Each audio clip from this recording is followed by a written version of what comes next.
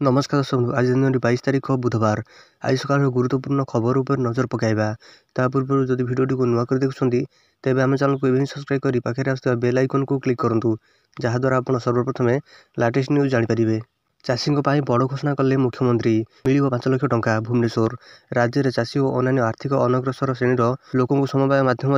सहायता जोगाई राज्य सरकार सहायता जोगाई राज्य में प्राथमिक कृषि समवाय समिति एवं बृहत आदिवासी बहुमुखी समवाय समिति गठन कर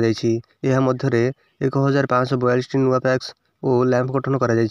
नवगठित संस्थागुड़िक कार्यक्रम करने मुख्यमंत्री मोहन चरण माझी बड़ निष्पत्ति नहीं। मुख्यमंत्री निष्पत्ति अनुଯାयी प्रत्येक नवगठित पैक्स किंबा लैंप को कार्यक्रम करने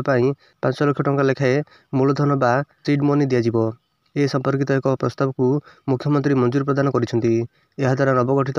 1542 पैक्स और लैंप को मूलधन भाव में 77.80 कोटी टंका प्रदान कर राज्यर समवाय क्षेत्र सुदृढ़ होगा सहित चाषी भाई मैंने उपकृत हेबे बोली मुख्यमंत्री आशा प्रकाश कर। परवर्ती खबर महंगा भत्ता बकिया राशि को नहीं आसला बड़ अपडेट मिलिबो मोटा अंकर टंका नव वर्ष 2025 आसवा पर कर्मचारी एक बड़ खुशी खबर आसी अष्टम वेतन आयोग पर केंद्र सरकार मंजूरी देइछंती नवेम्बर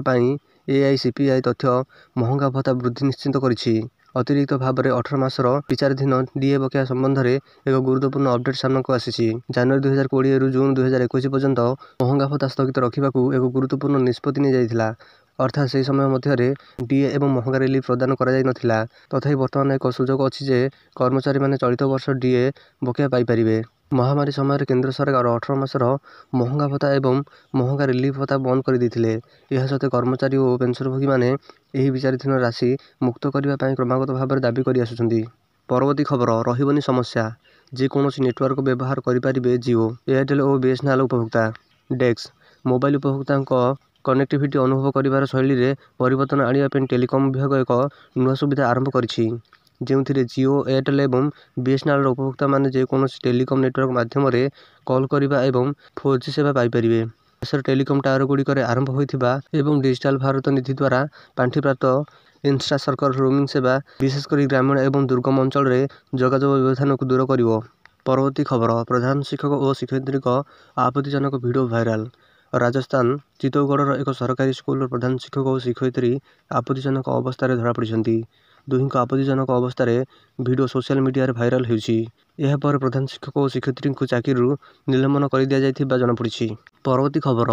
मार्च 17 द्वितीय समेटिव आसेसमेंट 37 मध्य मूल्यांकन 30 रिजल्ट भुवनेश्वर सरकारी अनुदान प्राप्त स्कूल द्वितीय समेटिव आसेसमेंट परीक्षा प्रथम और अष्टम श्रेणी पिलांक आसना मार्च 17 परीक्षा आरंभ हो 22 शेष हो परीक्षा सरिया मात्रे मूल्यांकन आरंभ हो 27 मार्च सुधा मूल्यांकन सर 30 परीक्षा फल घोषणा एने ओडिशा विद्यालय शिक्षा कार्यक्रम प्राधिकरण पक्षर समस्त जिला शिक्षा अधिकारी को चिठी दि जाइछि। परवर्ती खबर 2 बाइक मुहांमुही धक्का 2 शिक्षक मृत भुवनेश्वर गोछापड़ा थाना डेरा कंपारे 2टी बाइक मध्य मुहांमुही धक्का होगा फल उभय बाइक चालकों मृत्यु घटी बाइक रे बसी अन्य जने गुरुतर आहत होता खबर मिली मृतक 2 जन हेले नुआपदर हाईस्कूल प्रधान शिक्षक रविचंद्र दास और अन्य जने सलागुड़ा अंचल विश्वम्भर कंहर बोली जଣାपड़ी। परवर्ती खबर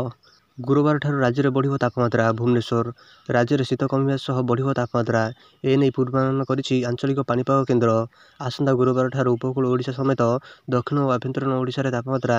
2 ରୁ 4 डिग्री पर्यंत बढ़ियो बोली आकलन कर गत 2 दिन हेब राज्य में दिन तापमात्रा वृद्धि पाउथिबा बेले आसंता 2 दिन मध्य राति तापमात्रा बढ़ियो। परवर्ती खबर दशम और द्वादश परीक्षा बंद हेब नाही बोली कहिसंती एनसीईआरटी निर्देशक नुआ जातीय शिक्षा नीति में दशम और द्वादश परीक्षा व्यवस्था रही तेणु पूर्ववत परीक्षा कर आईन एने द्वंद्व करने अनुचित एसहित पंचम और अष्टम श्रेणी परीक्षा नहीं निर्देशक कहते पिला माध्यमिक शिक्षा पूर्व संपूर्ण प्रस्तुत पर लागू कर। परवर्ती खबर दशम पास थे चाकरी सुजोग भारतीय रेलवे में पूरण हो 32,000 रु अधिक पदवी भारतीय रेलवे चाकरी